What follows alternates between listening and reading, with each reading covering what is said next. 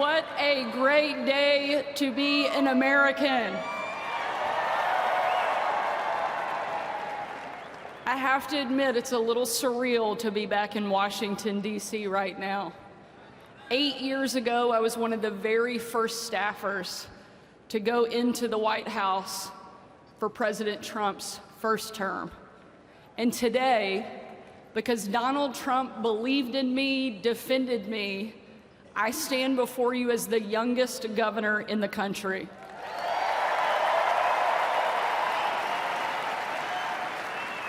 More importantly, I stand here as someone who absolutely loves this country and is so thankful we finally have a president that is back in the White House that will fight for each one of us.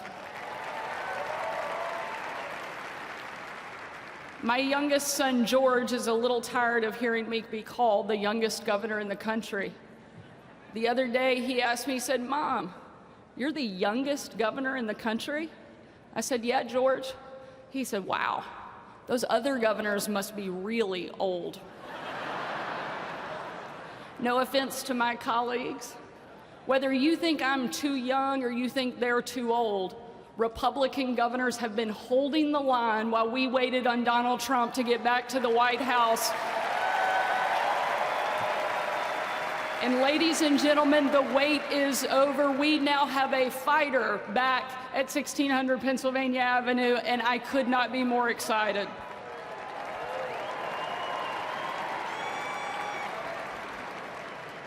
The reason I'm so excited to see Donald Trump back in the White House is because I know he's a president who absolutely loves America. Not even an assassin's bullet could keep him down and stop him from continuing to fight for each one of us.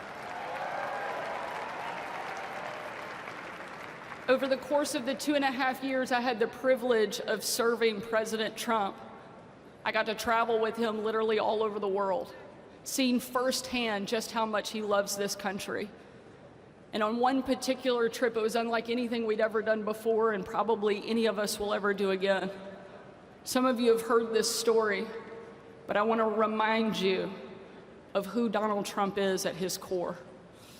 We boarded Air Force One in complete and total darkness. There were no lights on the plane, no lights on the runway.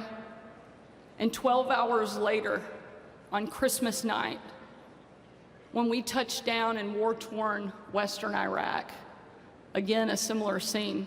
No lights on the runway, no lights on the plane. No one knew that the President of the United States had traveled around the world on Christmas night until we got there.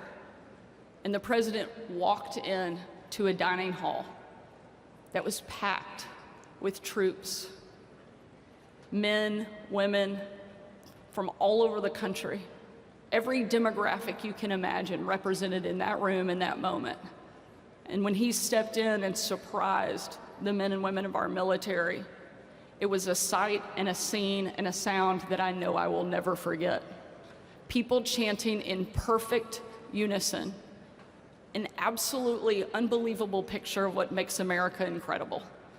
Those men and women cheering, chanting over and over and over again, USA, USA, USA.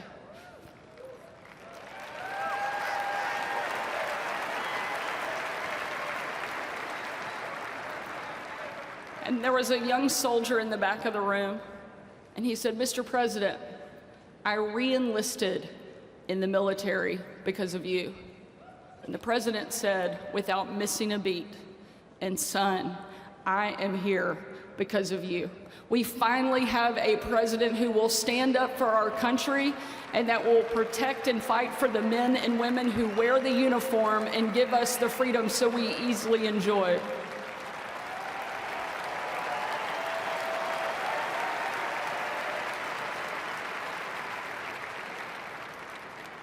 That young soldier came up to me and he tore the patch off of his shoulder and he placed it into my hand and he said, "Sarah, we are in this together."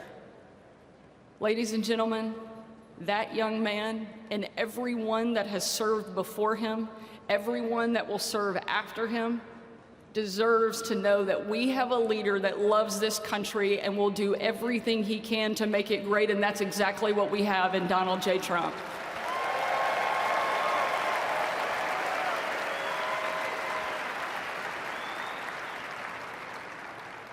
I've had the opportunity to stand behind a microphone and defend and celebrate this president many times.